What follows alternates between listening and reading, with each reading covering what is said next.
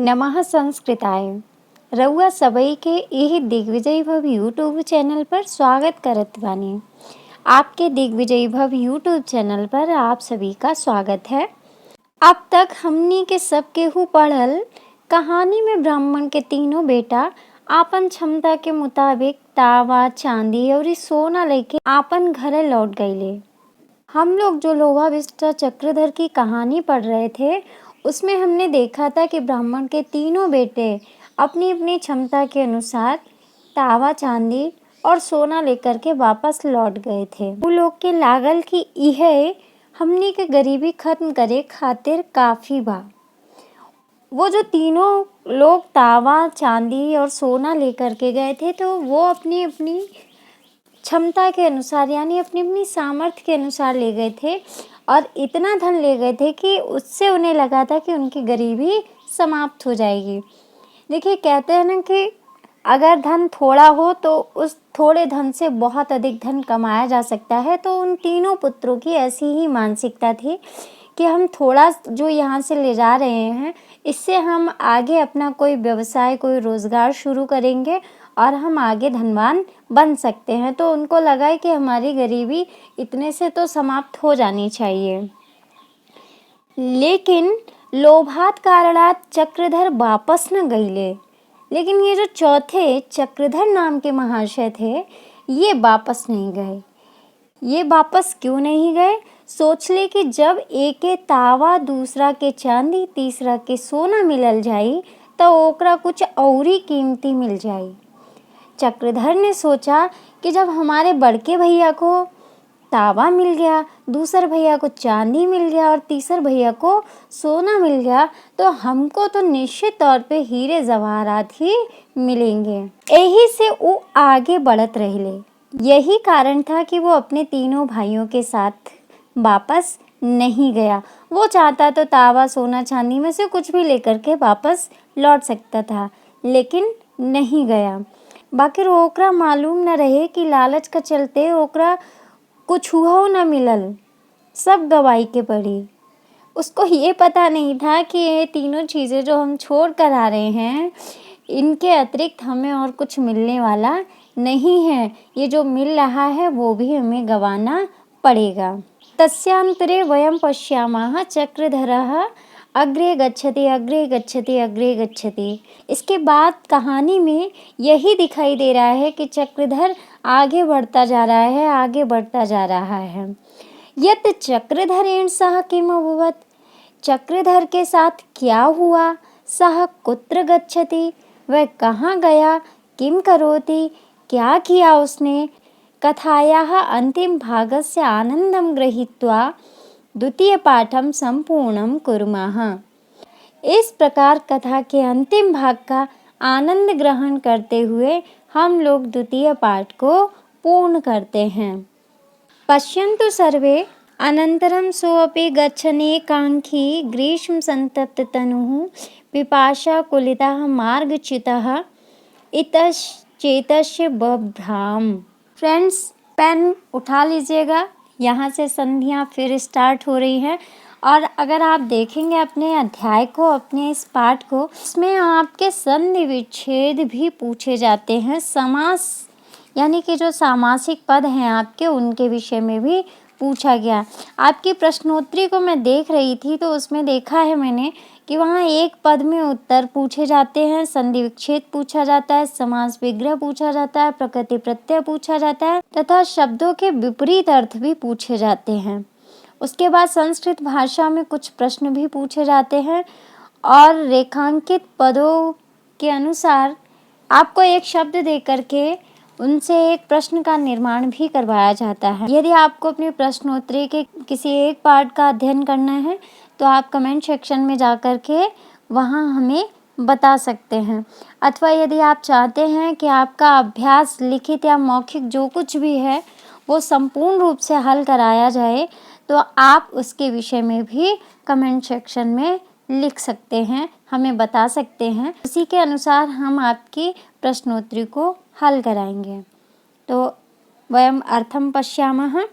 अनंतरम सोऽपि, अनंतरम यानी कि इसके बाद, सोऽपि ये शब्द बनता है साहधन अपि, साहधन अपि। यहाँ पर पूर्व रूप संधि है और ये जो आ है ये क्या है, अवग्रह वाला आ है। गच्छन एकांकीम, गच्छन एकांकीम शब्द को तोड़ेंगे, ये शब्द है आपका गच्छन धन एकांकीम,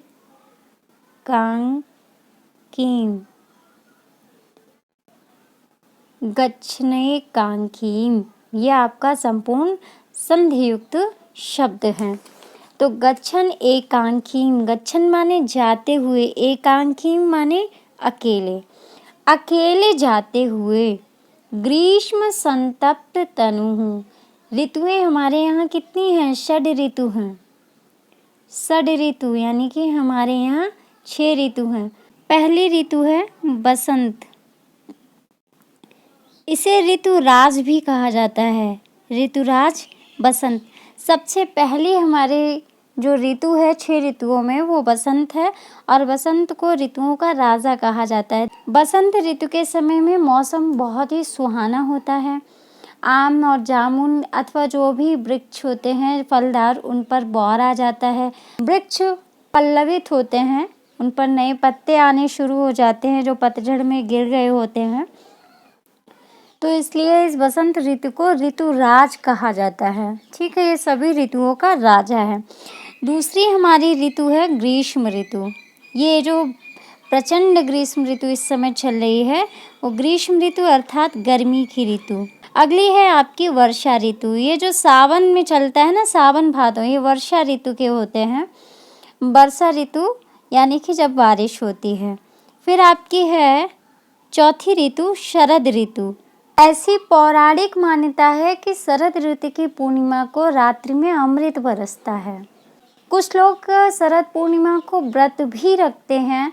संध्या बेला में जिस समय सूर्यास्त हो गया रहता है और सूर्योदय हो रहा होता है, उस समय पूजा की जाती है। उस समय माता पार्वती और महादेव का यानी कि शंकर जी का स्मरण करके उस चंद्र की पूजा की जाती है। कलश स्थापना होती है, मंडप सजाया जाता है, भोग मिष्ठान फल इत्यादि रखे जाते हैं।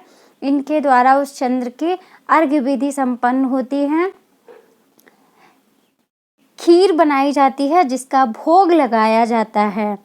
तो इस प्रकार से उस पूर्णिमा को चंद्र पूजन होता है और वही खीर रात को आंगन में रख दी जाती है ताकि उसमें अमृत की वर्षा हो और सुबह प्रसाद के रूप में सबको वितरित की जाती है, यानी सबको प्रसाद के रूप में दी जाती है। और शरद ऋतु की स्टार्टिंग होती है सर्दी की शुरुआत से, यानी कि हल्की हल्की ठंडी ठंडी हवा चलने लगती है। तब आपको एहसास होने लगता है कि यार अब धीरे धीरे अब सर्दी होगी। फिर आपकी जो 5वीं है वो है हेमंत ऋतु। कौन सी ऋतु है? हेमंत ऋतु। हेमंत ऋतु में सर्दी स्टार्ट हो जाती है, इसे प्री विंटर भी कहते हैं। घरों में हल्के पतले कंबल निकल आते हैं।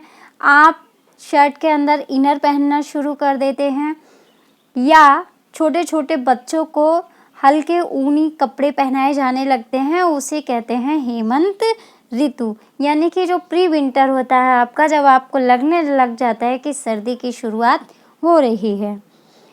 और लास्ट है आपकी शिशिर ऋतु। शिशिर ऋतु यानी भयंकर जाड़ा, भयंकर जाड़ा। शिशिर ऋतु है, ये अपने चरम पर होती है और आपको डबल ट्रिपल कंबल और रजाई की आवश्यकता भी पड़ जाती है क्योंकि सर्दी रात्रि में बहुत अधिक हो जाती है। तो ये आपकी 6 ऋतुएं हैं और इन 6 ऋतुओं के आधार पर ही हमारे 12 महीने बटे हुए हैं। अग्रे गच्छामः। ग्रीष्म संतप्त तनुः। ग्रीष्म संतप्त तनुः अर्थात गर्मी से संतप्त माने पीड़ित, गर्मी से पीड़ित या परेशान। तनुः माने होता है शरीर, यानी गर्मी से पीड़ित शरीर या गर्मी से परेशान शरीर वाले। हम लोग भी गर्मी से परेशान हो जाते हैं ना, जब पसीना आना शुरू हो जाता है, गर्मी लगती है बहुत भयंकर, तब हमारा शरीर भी ग्रीष्म संतप्त तनु हो जाता है।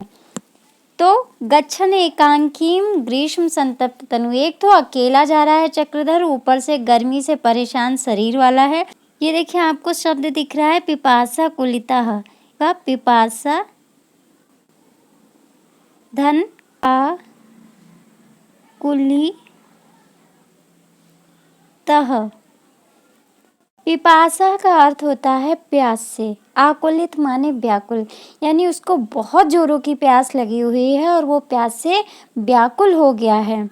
मार्गच्युतः, मार्ग से यानी अपने रास्ते से, च्युतः माने भटकना, अर्थात वो अपने मार्ग से भटक गया है। एक तो गर्मी से परेशान है, दूसरे प्यास से व्याकुल है और तीसरे मार्ग से भटक गया है। इतश्चेतसः शब्द को तोड़िएगा, ये देखिएगा यहाँ पर विसर्ग संधि है आपकी। इतः शा है, शा को हम विसर्ग कर लेंगे।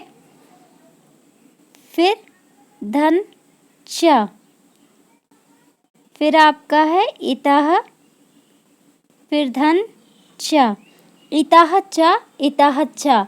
ये विसर्ग को आपका क्या हो गया है, शा हो गया है। आपका ये जो शा है, ये शा भी 3 प्रकार के होते हैं। जो आप हिंदी में बोलते हो सा, इसको बोलते हो सड़क वाला सा, और ये शा जो होता है इसको बोलते हो आप शरीफा वाला सा, और इसको बोलते हो आप षटकोण वाला सा।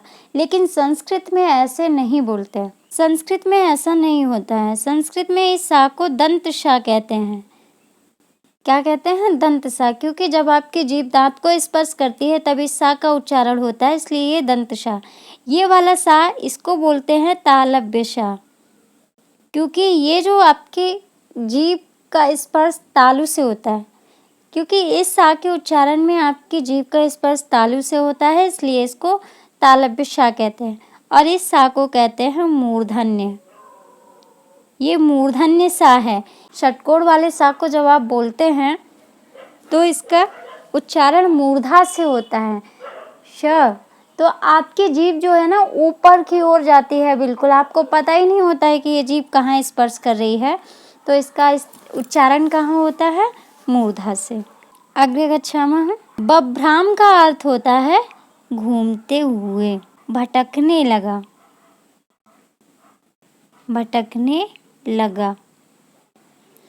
अब इसको हम एक लाइन में देख लेंगे। अनंतरम सोऽपि गच्छेन एकांकीम, वह अकेला ही जा रहा था। ग्रीष्म संतप्त तनु, गर्मी से परेशान था। पिपाशा कुलिता, प्यास से व्याकुल था। मार्ग से भटक गया था और इधर उधर भटकने लगा। वह चक्रधर प्यास से व्याकुल होकर, गर्मी से परेशान होकर और मार्ग से भटक कर इधर उधर घूमने लगा या भटकने लगा। अथ इसके बाद में, अथ भ्राम्यन् स्थलोपरि पुरुषमेकं रुधिरप्लावित गात्रं भ्रमश्चक्रमस्तकं पश्यत्। देखिए यहाँ पर भी शब्दों में संधियाँ हैं। अथ माने इसके बाद में, भ्राम्यन् माने भटकते हुए, इसके बाद भटकते हुए, स्थलोपरि एक स्थल पर, पुरुषम एकम, पुरुषम धन एकम, एक पुरुष को लास्ट में उठा लीजिएगा। अपश्यत, अपश्यत माने देखा। इसके बाद भटकते हुए एक स्थल पर उसने एक पुरुष को देखा, और उस पुरुष की स्थिति कैसी थी देखिएगा। रुधिर प्लावित गात्रम, रुधिर कहते हैं खून को, प्लावित माने बहते हुए या सने हुए, खून से सने हुए, गात्रम माने अंगों वाले। वह जो व्यक्ति देखा उसके अंगों से खून बह रहा था, खून से लथपथ था। भ्रमत चक्र मस्तकम, शब्द को तोड़ेंगे पहले। इष्युत्त नाम की संधि है यहाँ पर। भ्रमत चक्रम अपश्यत, शब्द को तोड़ेंगे। शब्द है आपका भ्रमत धन चक्र धन मस्तकम धन अपश्यत। भ्रमत चक्र मस्तकम, उसके मस्तक पर भ्रमत माने घूमते हुए, चक्रम माने चक्र को, अपश्यत माने देखा।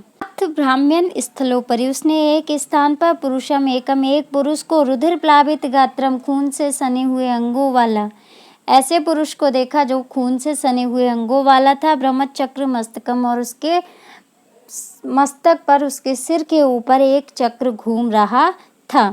ततो द्रुत तरम गत्वा तम वोचत, ततो लिखा हुआ है, ततो यानी कि तथा शब्द है। द्रुत तरम का अर्थ होता है शीघ्रता से या जल्दी से, शीघ्रता से या जल्दी से।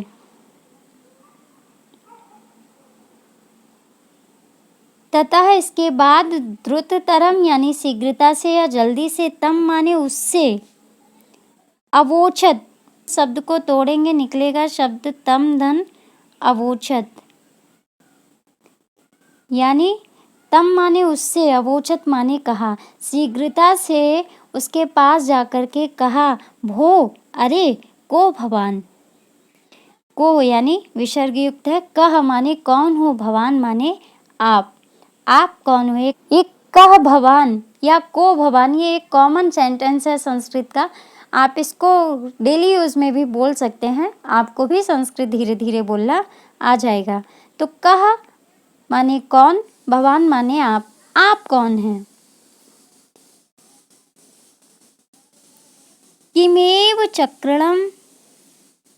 किमेव चक्रेण भ्रमता शिरसि तिष्ठति, किम एव किस कारण से, चक्रेण माने चक्र के साथ, भ्रमता माने घूमता है, शिरसि माने सिर पर, तिष्ठति माने रहते हो, भ्रमता माने घूमते हुए, चक्रेण शिरसि सिर पर चक्र आपके घूमता रहता है, तो आप ऐसे कैसे रहते हो, अर्थात आपके सिर पर ये चक्र क्यों घूमता रहता है। तत्कथय में, उसे यानी उस बात को, किसको, किमेव चक्रेण भ्रमता शिरसि तिष्ठति, आपके सर पर ये चक्र क्यों घूम रहा है, इस बात को, मैं माने मुझे, मैं नौना अस्मत् का रूप बनता है चतुर्थी और षष्ठी में, तो मुझे यानी कि मुझको चतुर्थी का रूप है यहाँ पर। तत्कथय में, अगला वाक्य कह रहे हैं, यदि कुत्रचित जलम अस्ति, शब्द को तोड़ेंगे, शब्द है कुत्रचिद,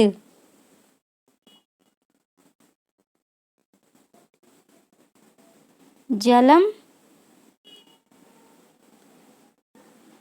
अस्ति, यदि कहीं पर जल हो तो वो भी बताइए।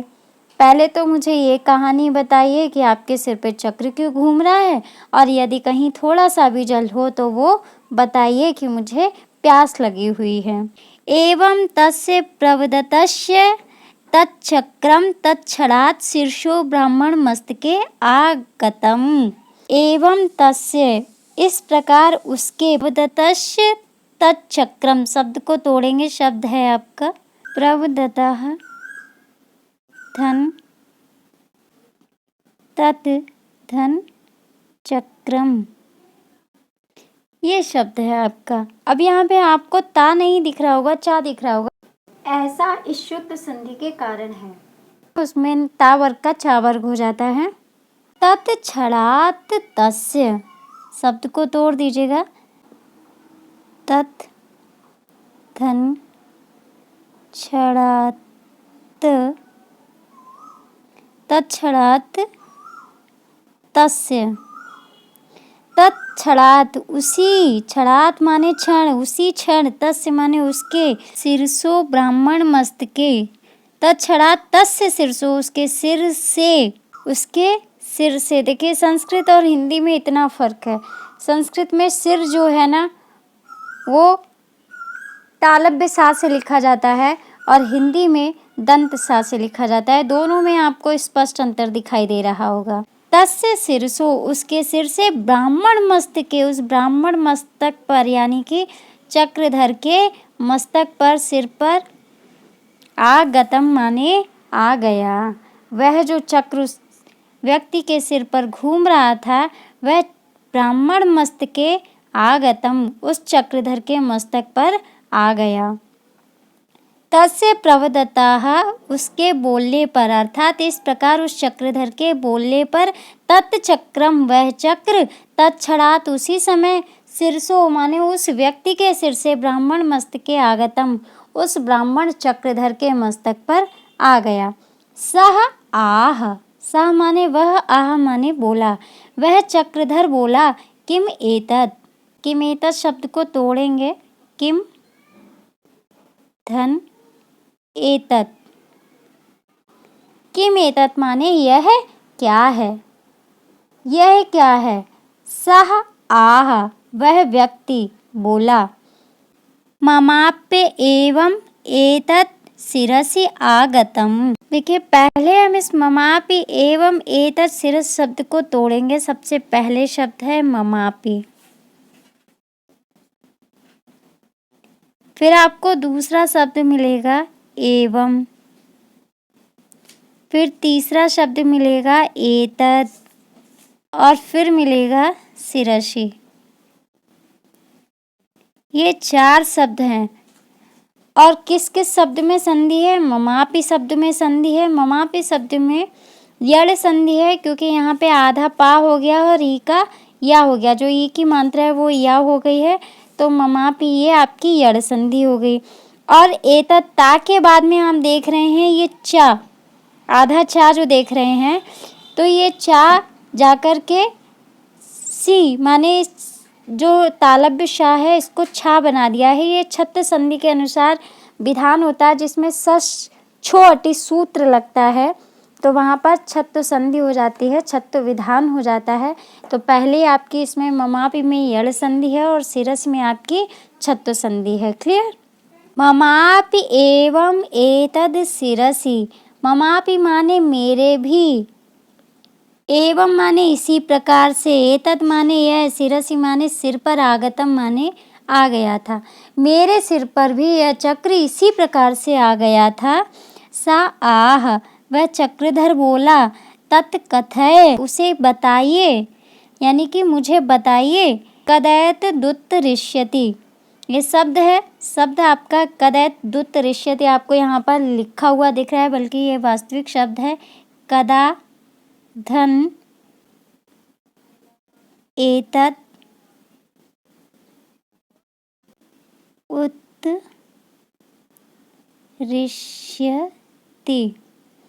कदा एतत् उत्तरिष्यति, कदा एतत् यहाँ पे वृद्धि संधि हो गई है आपकी, उत्तरिष्यति माने उतरेगा।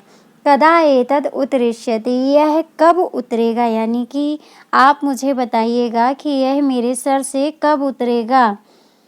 महती में वेदना वर्तते, ये भी एक कॉमन सेंटेंस है, आप इसको 1-2 बार पढ़ेंगे आपको याद हो जाएगा। महती में वेदना वर्तते, महती माने बहुत, बहुत अधिक, में माने मुझे, वेदना माने पीड़ा, वर्तते माने है, मुझे बहुत अधिक पीड़ा हो रही है या मुझे बहुत अधिक दर्द हो रहा है, मुझे बहुत अधिक वेदना है। सह आह, वह व्यक्ति बोला, यदा त्वम एव कश्चित्, त्वम एव तुम्हारे समान ही, कश्चित् माने कोई, धृत सिद्ध वर्ति रेव आगत्यम, शब्द को तोड़िएगा, शब्द है धृत धन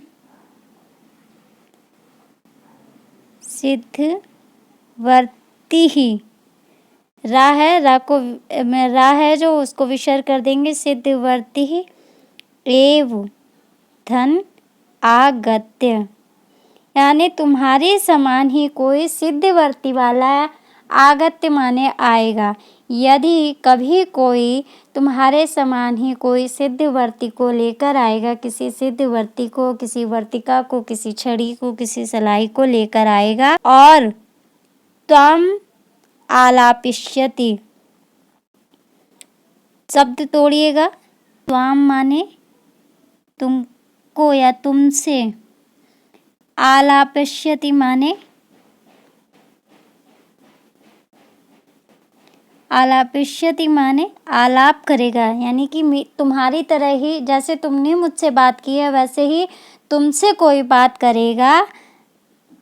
त्वाम आलापिष्यति यानी तुमसे कोई जब बात करेगा, तदा तब तस्य मस्तके गमिष्यति, तब उसके मस्तक पर चला जाएगा। यानी जैसे ये बला मेरे सिर से तुम्हारे सिर पर गई है, वैसे ही जब कोई तुमसे ये पूछेगा कि तुम ये चक्र लेकर क्यों घूम रहे हो, तुम्हारे मस्तक पर ये चक्र क्यों है, तो ये चक्र तुम्हारे सिर से उतर के उसके सर पर चला जाएगा। इत्ते युक्त्वा, यानी कि इति माने इस प्रकार से, उक्त्वा माने कहकर, इस प्रकार से कहकर, सह माने वह, गतः माने चला गया, इस प्रकार कहकर वह चला गया।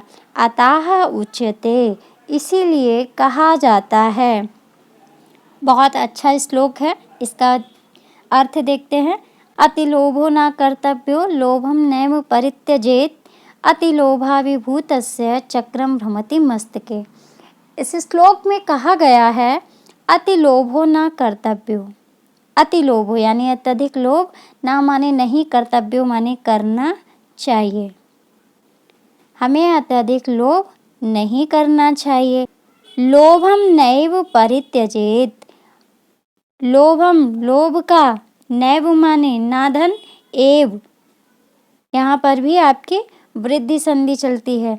ना धन एव, नैव यानी कि हमें लोभ का, परित्यजेत माने त्याग भी नहीं करना चाहिए, और हमें लोभ का त्याग भी नहीं करना चाहिए। पहली लाइन में कहा पहले तो हमें अत्यधिक लोभ नहीं करना चाहिए, दूसरा हमें लोभ का परित्याग भी नहीं करना चाहिए। दूसरी लाइन में कह रहे हैं अति लोभाभिभूतस्य चक्रम भ्रमति मस्तके, अति लोभात